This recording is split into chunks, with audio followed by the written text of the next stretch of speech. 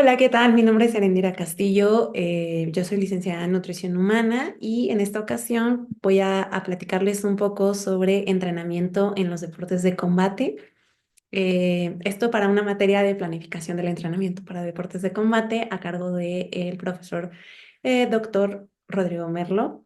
Y pues bueno, espero que sea un poco de su agrado y que también pueda sumar de lo que voy aprendiendo, poderlo compartir. Bueno, para empezar, ahí está, nos está estorbando una pantallita. Les platico un poquito o un resumen rápido sobre mí. Yo soy licenciada en nutrición humana de la UAM Xochimilco. Actualmente, como les platico, me encuentro en mi maestría sobre metodología del entrenamiento deportivo por la Universidad de Londres. Y pues bueno, he tomado diversos diplomados, cursos, etcétera, diplomados de nutrición deportiva, psicología deportiva. Me he enfocado mucho justo a la parte deportiva porque me encanta ese mundo y estoy certificada internacionalmente en cineantropometría nivel 2 como comúnmente se le llama ISAC. Soy nivel 2 y pues también he tomado, como les digo, simposios, entre otras cosas. En mi parte profesional o laboral, he trabajado con atletas, deportistas de fútbol, soccer, de primeras y segundas divisiones. He estado trabajando también con atletas de combate en apoyo a nutriólogos deportivos. He estado ya también por mi cuenta dando consulta a atletas de alto rendimiento y pues bueno, este es algo que me gusta mucho. Entonces, esa soy yo. Ahora sí vamos a los temas que nos interesan. Muy bien, pues bueno, el contenido de esta plática va a ser enfocado hacia modelos de planificación deportiva, caracterización de los deportes de combate, evaluación físico-funcional de los deportes de combate y la fuerza en los deportes de combate. Como una pequeña introducción, les platico, la planificación en deportes de contacto, lo principal o lo que está buscando es optimizar, uno, el rendimiento físico y técnico de los atletas. Eso es lo principal. Incluye diferentes modelos diseñados para adaptarse a diferentes etapas de desarrollo y también exigencias del deporte, dependiendo de qué deporte estemos hablando de combate, porque también los deportes de combate, como ya verán más adelante, se dividen o subdividen en diversas categorías. Entonces, bueno, todo esto es para adaptar modelos que se diseñen a cada uno de ellos. Y dependiendo del que nos interese, pues ya lo aplicaremos. Para esto, pues un poquito de introducción o de historia, es importante conocer que existen diferentes modelos de planificación deportiva. Esto aplica a todos los deportes, no solamente los de combate. Hay mucho detrás de estos modelos. Es un poquito de, como les digo, historia, digamos, cómo comenzaron los modelos de planificación deportiva y sus etapas. Entonces, pues nada más les doy un contexto rápidamente.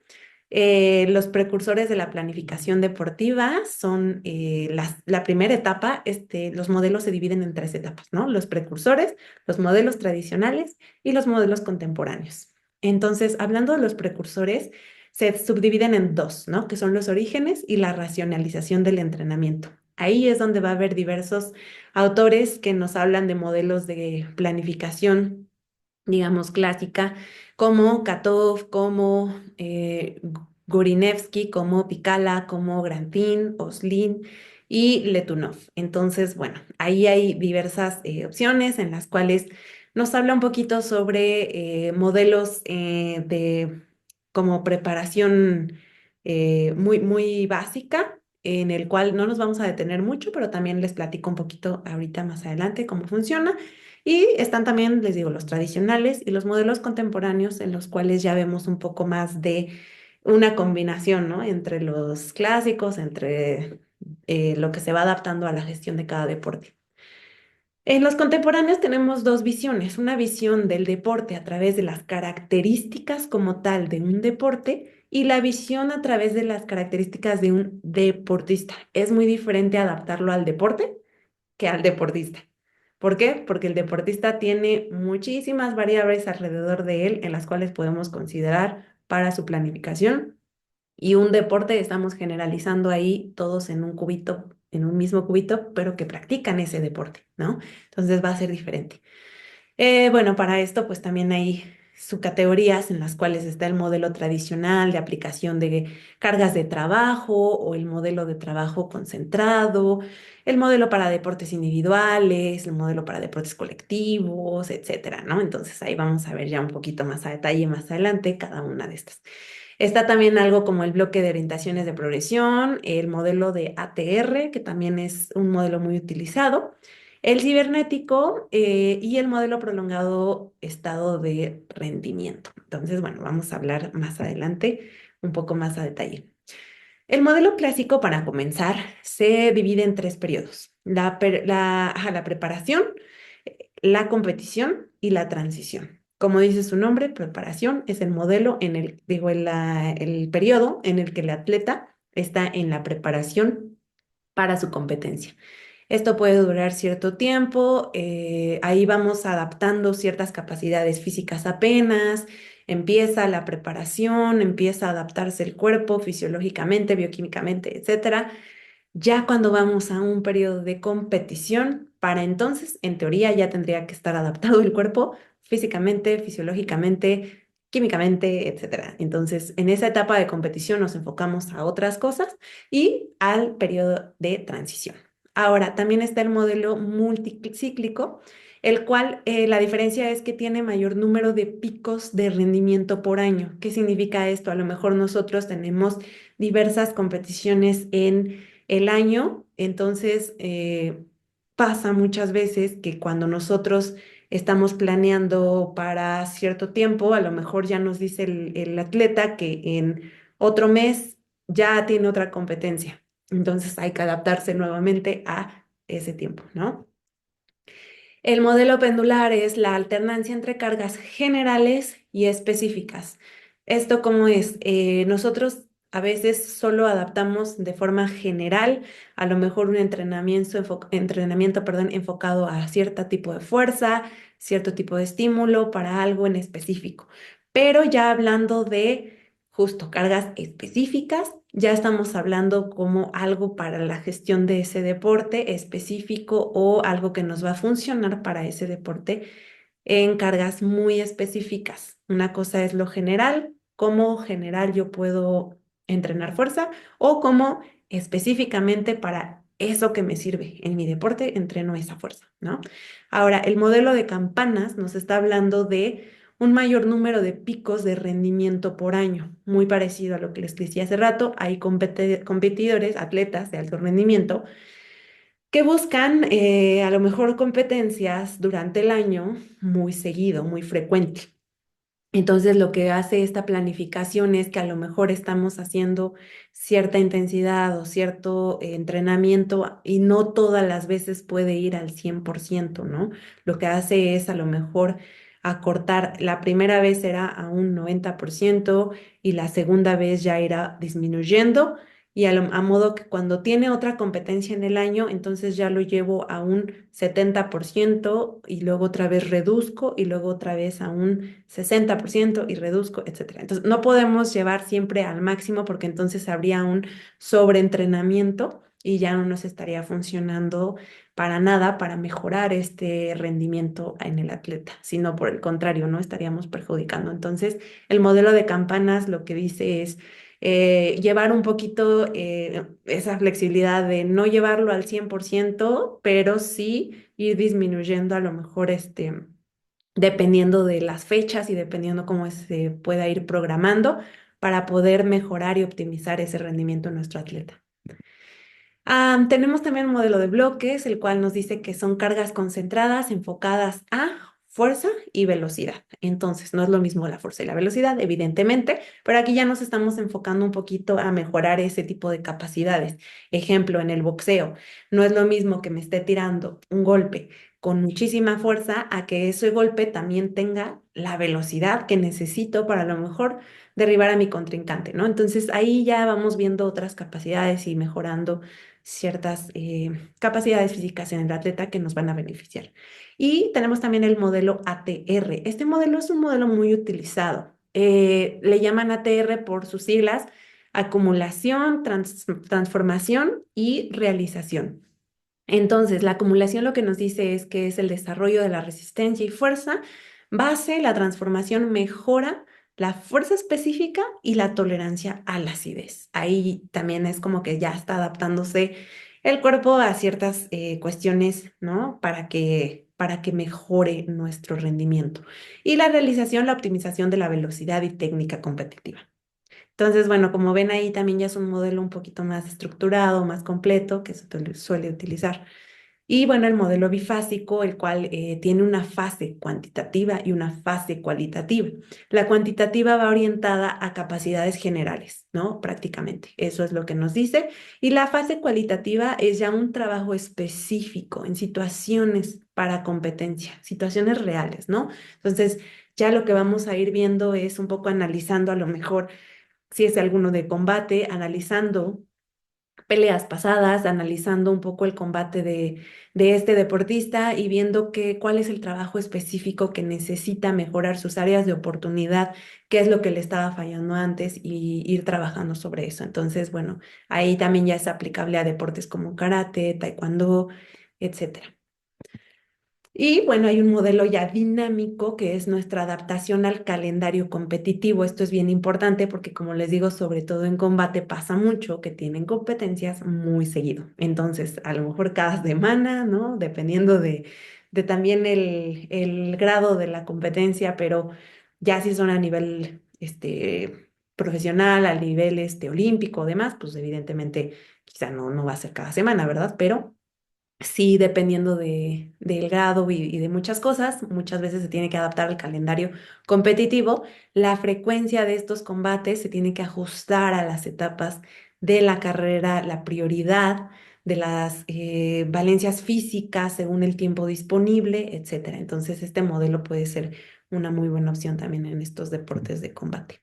O una combinación de todos los, bueno, no todos, pero de varios que son, ahorita vamos a ver.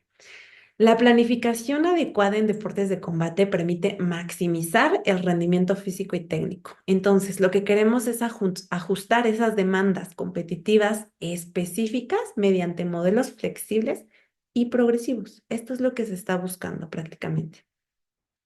Para esto es importante que conozcamos que hay características de las diferentes disciplinas de combate. Entonces, dependiendo también de cada deporte, las características que tiene, a lo mejor capacidades físicas, antropométricas, entre otros, va a ser mucho el abordaje hacia cómo vamos a planificar o qué modelo vamos a utilizar de entrenamiento. Ahí es donde se conecta esta parte. Entonces vamos a ir viendo poco a poco cada uno de estos deportes de combate rápidamente y nada más un pequeño resumen para que se pueda entender y qué podemos al final aplicar. Entonces vamos a empezar con nuestro deporte madre, por así llamarlo, de alguna forma, que es pues el deporte como más conocido, estructurado, es un deporte con intervalos de acción y descanso fijos, el boxeo. El boxeo tiene 3 minutos de combate, 1 minuto de pausa, normalmente. Entonces, se predomina que se basa en golpes, por eso es uno de los deportes que le llaman de golpeo. Se basa en golpes con guantes y va a predominar el aporte energético de la vía oxidativa, mitocondrial. Entonces, ese es su principal aporte energético. La vía fosfagénica también, pero ahorita vamos a ver un poco por qué porcentajes, ¿no? Aquí, características fisiológicas del boxeo. Lo que hace el boxeo es combinar la capacidad oxidativa, como aquí vemos en los circulitos de abajo a la derecha, la fosfagénica y glucolítica, ¿no? Entonces, un consumo energético promedio, para que se den una idea, en el boxeo es de unos 12,7 kilocalorías por minuto y la recuperación del ATP va a depender mucho de la vía fosfagénica para estos gestos explosivos. ¿Por qué? Porque normalmente la vía fosfagénica, ¿en qué momento se ocupa? Cuando nosotros hacemos un movimiento rápido, explosivo, de gran fuerza, ¿no? Eso es cuando luego entra chum, la vía fosfagénica. Utilizamos todos, pero en mayor predominancia la vía fosfagénica. Entonces, totalmente el boxeo también ocupa esto, pero principalmente la oxidativa. ¿Por qué? Porque como dijimos antes, son periodos de 3 minutos por uno de descanso. Entonces, evidentemente, ahí el tiempo también toma un papel importante y el tipo de ejercicio que se está haciendo. Se sabe que el gasto energético de un entrenamiento de boxeo es más o menos aproximadamente unas 700 a 900 kilocalorías por hora. Bueno, según este autor, Ghosh, y cerca de un 70% de esta energía va a provenir, les digo, del sistema oxidativo mitocondrial. Como ven, es gran porcentaje. Y más o menos ya un 30%, pues ya dividido entre el glucolítico y el fosfagénico, ¿no? Entonces, bueno, significa que pues rápidamente el sistema glucolítico se va a agotar, por así decir, de alguna forma, buscando acidez en el organismo y generar ATP vía mitocondrial para o sea, restituir esos almacenes de fosfato. Entonces, ¿qué significa todo esto?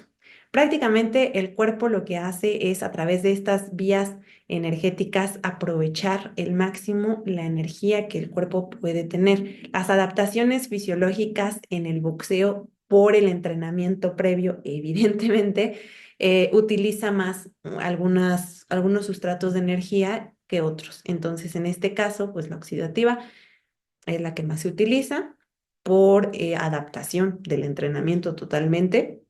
No va a ser lo mismo alguien que ha entrenado durante muchísimo tiempo a alguien que apenas va empezando a adaptarse y demás, que a lo mejor utilizará más otro sustrato como la glucolítica u otros, ¿no? En el caso del boxeo, ellos ya llevan mucho tiempo entrenando, etcétera, entonces evidentemente su cuerpo y todo ya se ha adaptado a esto y es lo principal que se utiliza, la oxidativa. Ahora, las características antropométricas en el boxeo, dependiendo pero casi siempre va a predominar el biotipo mesomórfico en boxeadores de alto nivel, con bajos porcentajes de masa grasa. Posibles biotipos por encontrar en los boxeadores, aquí como vemos en la imagen, puede ser con predominancia a la mesomorfia, a la endo y a la ecto, dependiendo de la categoría. Si es ecto, casi siempre en los junior, pero eso también tiene mucho que ver con la edad, con el desarrollo, con la madurez, que cobra sentido que pues normalmente también se va adaptando, ¿no? Este entrenamiento a los junior, entonces todavía no está completamente desarrollado esta mesomorfia o esa masa muscular por la cual predomina quizá la mesomorfia, entonces ahí sí, pues tiene que ver mucho tanto con la edad, el desarrollo, la maduración, como la categoría en ellos. Obviamente predomina la mesomórfica en la categoría de seniors, perdón, y en la de junior, pues obviamente la ectomorfia porque tienen menos desarrollada esa masa muscular, ¿no?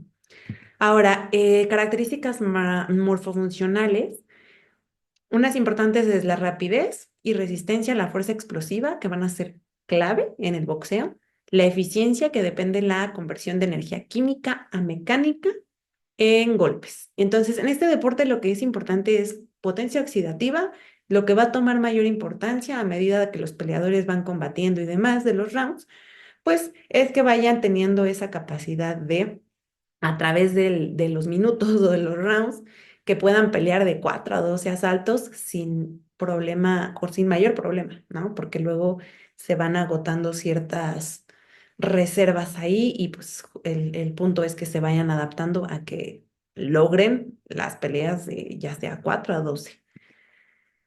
Ahora, hablando de otro deporte como el Muay Thai, este es muy diferente, es un deporte diferente al boxeo, es un arte marcial que es originario de Tailandia. Es conocido también como boxeo tailandés y requiere habilidades muy complejas y tácticas. Los combates aquí también van a incluir golpes con puños. La diferencia es que en el Muay Thai hay 6 puntos, ¿no? Entonces tenemos golpes con puños, con codos, rodillas y pies, perdón, 4 puntos. Y es considerado una de las artes marciales más completas. Entonces, si nosotros nos podemos a comparar entre el tipo de golpes, entre el tipo de ejercicios, evidentemente también va a haber una diferencia. Las características fisiológicas, en este caso del Muay Thai, hay una relación esfuerzo-pausa de 9 entre 11 segundos con un tiempo de ataque mayor que, por ejemplo, en el kickboxing. Entonces, lo que ahí requerimos es una perfecta capacidad glucolítica. Si se dan cuenta, a diferencia del boxeo, que era un poco más predominada la oxidativa, aquí estamos viendo que necesitamos una buena capacidad glucolítica. Ahora, las características antropométricas, los principales tienden a tener un somatotipo mesomórfico, que también ahí depende de la edad y demás, ¿no? Pero en su general, mesomórfico con un promedio de un 7,5 de grasa corporal, según algunos estudios. Habrá quienes los manejen por en mi experiencia, ¿no? Como mediciones de pliegues, a lo mejor sumatoria de pliegues, bueno, ahí ya va a ser. Según la teoría, nos está hablando de algunos estudios los cuales hablan de porcentajes de grasa corporal, entonces, bueno, ahí nos dice que un promedio serían 7,5%.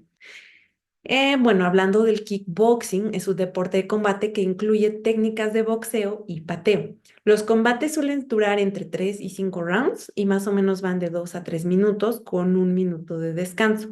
La relación de esfuerzo-pausa es entre 6 y 12 segundos para que tengan ahí un poco de contexto de kickboxing. Las características fisiológicas son que se necesitan una alta potencia oxidativa para la recuperación entre combates con picos de esfuerzos cortos pero intensos. Entonces, si nos ponemos a pensar un poco en cómo es el tipo de esfuerzo, que son cortos pero intensos, ahí podemos ver un poquito que sí necesitamos un poco la parte oxidativa, pero también fosfagénica, ¿no? Características antropométricas. Aquí se va a caracterizar por bajas tasas de masa grasa y un alto nivel de masa muscular.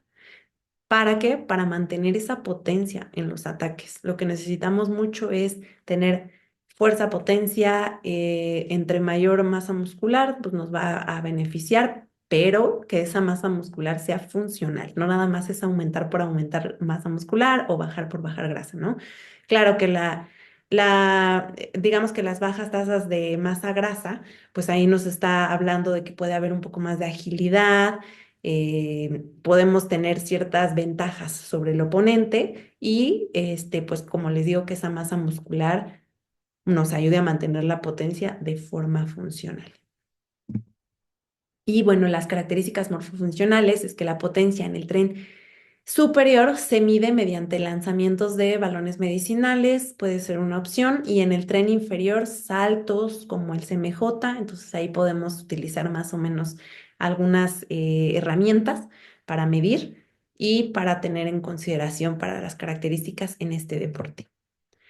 Ahora vamos a hablar un poco del taekwondo. El taekwondo es un arte marcial coreano y se va a destacar por su uso de técnicas de pateo. Aquí ya estamos hablando de una diferencia, ya no estamos hablando de golpeo o de diferentes, ya estamos incluyendo otro tipo de actividad, otro tipo de capacidades físicas en las cuales se incluye pateo de gran velocidad y precisión y la combinación entre movimiento de ataque y defensa con énfasis en las piernas. Aquí va mucho énfasis a las piernas, como se dan cuenta, la parte inferior totalmente diferente a los anteriores, ¿no? ¿Cuáles son las características fisiológicas? Pues bueno, la respuesta rápida, alta potencia en los pateos, que van a ser fundamentales para este deporte, destacando la importancia en la vía energética fosfagénica. Interesante también del sistema glucolítico, evidentemente por la duración de esto y la frecuencia de las acciones. Entonces, bueno, ahí vamos a tener esto. Las características antropométricas de estos atletas suelen presentar también una composición mesomórfica con extremidades limitando la ejecución de patadas rápidas. Entonces, es importante que sean extremidades de largo alcance. No siempre, digo, habrá excepciones y habrá demás, pero bueno, o sea, esto es como que lo que nos dice la literatura un poco que puede beneficiar, ¿no? Composición mesomórfica, que significa que haya mayor desarrollo de masa muscular que tejido adiposo. ¿Cuáles van a ser características morfofuncionales? La habilidad para ejecutar las patadas rápidas, importante. Como se dan cuenta aquí, la importancia son, ¿no? Parte inferior, patadas. Precisas también, la precisión es algo que vamos a considerar mucho, con énfasis en la potencia y la velocidad de movimientos para la contracción muscular. Entonces, cobra sentido a veces que en el entrenamiento también tenga esta relación. Se requiere un alto nivel de precisión, rapidez en los golpes y hay que mantener la eficacia de la fuerza en cada movimiento para optimizar el impacto. Ahora, en el Karate Do es un arte marcial japonés que se traduce como camino de la mano vacía. ¿Por qué? Porque si se dan cuenta, la gestión de los golpes y demás, pues tienen un poco de sentido con esto. Los combates incluyen golpes secos, dados con manos, codos y pies, ¿ok? Entonces, este es como la diferencia. Características fisiológicas. Pues bueno, el metabolismo oxidativo va a ser pues prolongado, es para esfuerzos prolongados, aquí hay un error de ortografía, una disculpa, pero bueno, para esfuerzos prolongados, mientras que el sistema fosfagénico nos va a ayudar a movimientos explosivos. Entonces, cuando nosotros necesitamos una capacidad en cierto momento del combate, pues obviamente va a utilizar quizá un poco más el metabolismo oxidativo y en otros momentos el fosfagénico, ¿no? ¿Cuáles son nuestras características antropométricas en este deporte? Los competidores tienen una constitución física balanceada. ¿A qué se refiere esto? Un bajo porcentaje grasa corporal y favorece la velocidad en golpes, el que tenga este porcentaje bajo. Las características morfofuncionales nos van a exigir explosividad en algunos movimientos importantes para tener una ventaja sobre el oponente y una alta precisión en los golpes para optimizar el impacto. Ahora, en este deporte que es el judo, es un deporte que personal me gusta mucho. Es un arte marcial japonés enfocado a técnicas de agarre. Aquí ya estamos hablando de deportes de agarre, diferente a los de golpeo, diferente a los otros, ¿no? Entonces, en el judo, pues bueno, es un arte marcial japonés, les digo, enfocado a técnicas de agarre y lanzamiento para inmovilizar y someter al oponente. Aquí podemos ver una imagen para que se den una idea de más o menos cómo es. También acá hay otra imagen. Las características fisiológicas, bueno, van a requerir alta resistencia a la fuerza y adaptación rápida. Bueno, esto va a ser como clave para que los movimientos sean explosivos. ¿Por qué? Porque literalmente estamos necesitando cargar al oponente y levantar explosivamente y incluso someter, ¿no? O sea, mantener sobre a la otra, al contrincante. Entonces, evidentemente vamos a necesitar un sistema oxidativo, necesitamos también fosfagénico y glucolítico, pero el sistema oxidativo va a ser muy importante. Necesitamos mantener la intensidad en largos tiempos prolongados, ¿no? En este combate. ¿Cuáles van a ser las características antropométricas? Aquí es interesante porque predomina una estructura sólida por ventaja, ¿no? Entonces, sí es un poco más hacia la endomesomórfica, siendo ideal para soportar y resistir esos movimientos de proyección y agarre. Los luchadores más o menos pesados de guardia tienden a ser mesomorfos, mientras que los luchadores de guardia presentan más una composición ectomórfica. Pero bueno, ahí dependerá mucho. Y las características morfofuncionales son justo la fuerza de agarre, porque aquí ya estamos hablando, como vimos, cómo es el deporte, de literal, les digo, levantar al oponente, agarrarlo, someterlo, etcétera. La estabilidad también va a ser esencial para mantener el control sobre el oponente y ejecutar lanzamientos que sean efectivos. Ahora, el jiu-jitsu. El jiu-jitsu brasileño también es un deporte muy bonito, enfocado en técnicas de control y sumisión. Estos también son de agarre, especialmente útiles en combates de cuerpo a cuerpo. Utiliza posiciones de ventaja y las técnicas de estrangulación o llaves. Entonces, pues bueno, como podemos ver en la imagen, ya es diferente. Las características fisiológicas, bueno, se presenta la resistencia oxidativa y la alta capacidad de fuerza isométrica. Son esenciales para que la durabilidad de este combate pues, puedan ser largos y que tengan un buen control en el suelo. Y en este caso, las características antropométricas, bueno, partiendo de que pues, se han realizado investigaciones y demás, para esto, las características del Jiu-Jitsu lo que nos dice es que se evaluaron en un estudio 25 deportistas y lo que encontraron, o luchadores también dependiendo de la posición, se observó que el somatotipo más o menos que predominaba era un poco hacia la mesomorfia. Aquí viene la relación a cuánto mesomorfia y hacia la endo, ¿no? Respectivamente. Entonces, los porcentajes de tejido muscular, para que se den una idea, fueron de 52 a un 32 por ciento, los tejidos adiposos de un 19%, más o menos 2, ¿no? Entonces, para que se den una idea, evidentemente estas composiciones son bajas en tejido adiposo, no tantas como el 12% que veíamos anteriormente, pero son bajas. Y pues masa muscular también es un porcentaje alto. Ahora, nuestras características morfofuncionales, aquí va a importar mucho la fuerza isométrica. ¿Por qué? Porque literal necesitamos mantener al contrincante en presión sometiéndolo, ¿no? Entonces, evidentemente algo isométrico en el cual mantenemos la fuerza por mucho tiempo prolongado nos va a dar un beneficio. Hablando de la lucha, el deporte de combate de origen es antiguo.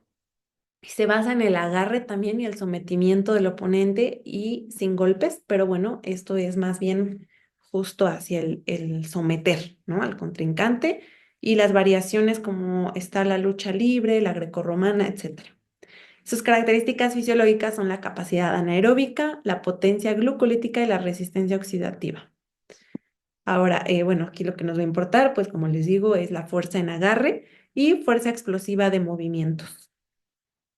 Características antropométricas, justo nos puede dar un desarrollo de masa muscular, un beneficio y bajo porcentaje de grasa que puede ser adecuado.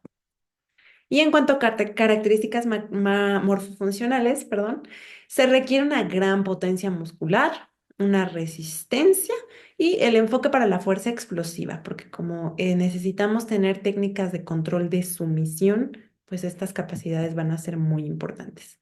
Y pues finalmente ya la combinación de todas o la mayoría de estas, donde se encuentran las artes marciales mixtas o mejor conocidas como MMA, que este es un deporte moderno que combina boxeo, kickboxing, muay thai, taekwondo, lucha, judo, jiu-jitsu.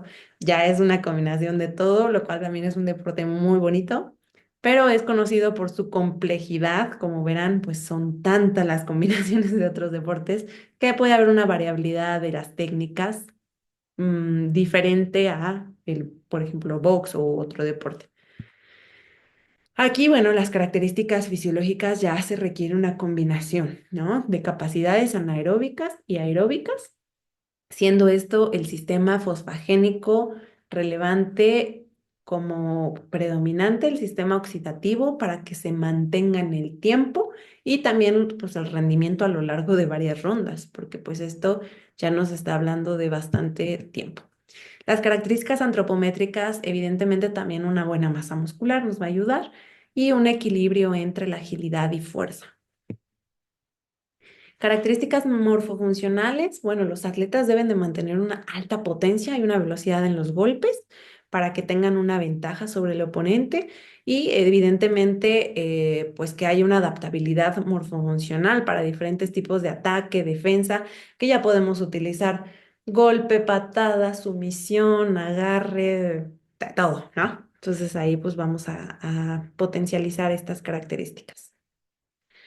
Y bueno, en conclusión, pues sobre los deportes de golpeo, agarre y mixtos, aquí podemos ver que, por ejemplo, los deportes de golpeo como el boxeo, el muay thai, el kickboxing, el taekwondo y el karate van a requerir habilidades explosivas, ¿no? Ahí necesitamos potencializar estas habilidades explosivas de golpeo, elevar las capacidades de recuperación, ya que algunos tienen, les digo, rounds de 3 minutos por uno de descanso. Entonces ahí pues adaptar un poco esa parte en el entrenamiento para que eleven esas capacidades de recuperación energética entre cada ataque, especialmente también el sistema fosfagénico y vamos a adaptar eso en medida de la vía oxidativa para la recuperación. Ahora, en deportes como el de agarre, como el judo, jiu-jitsu y lucha, la fuerza y la técnica en el control del oponente son fundamentales. Entonces, ahí vamos a ver un poquito más que eso es lo que tendremos que enfocar nuestro entrenamiento con un enfoque en el uso de energía de larga duración y resistencia muscular.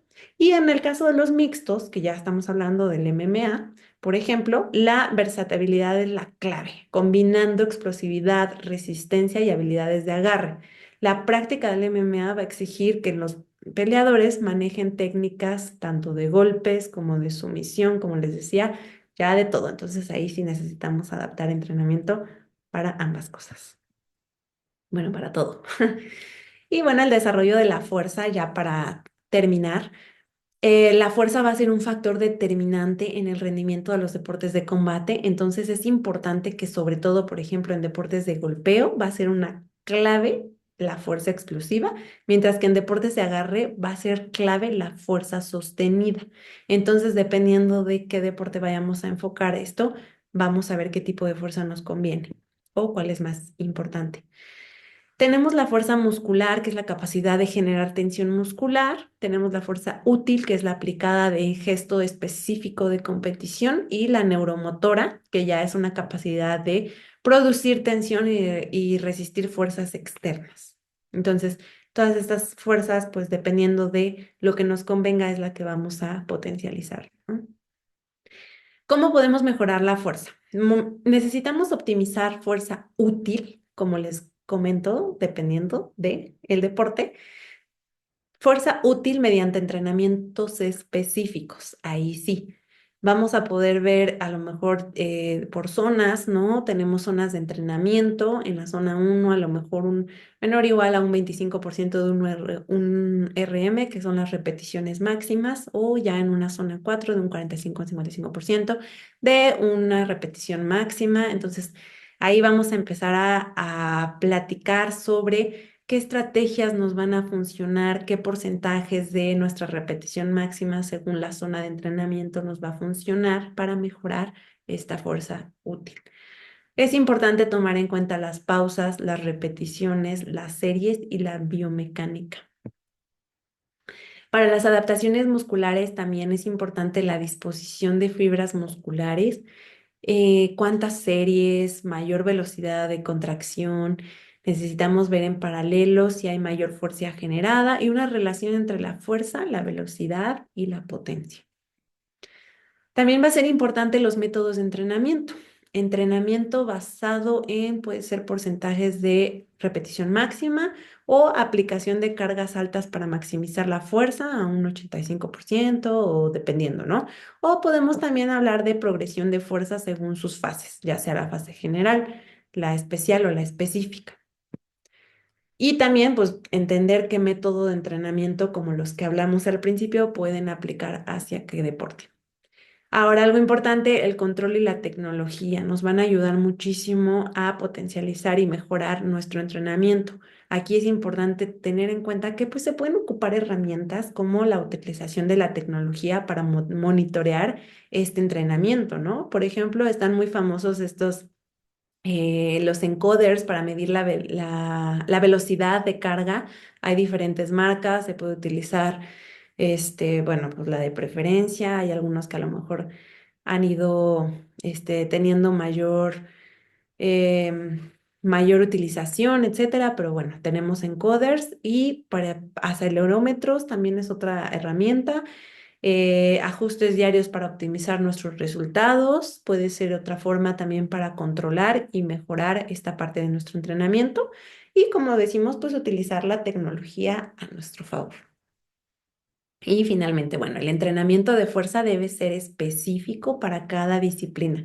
Hay que usar muy bien combinado las cargas altas, bajas, hay que optimizar estas adaptaciones y muy importante que la progresión y el monitoreo sea constante.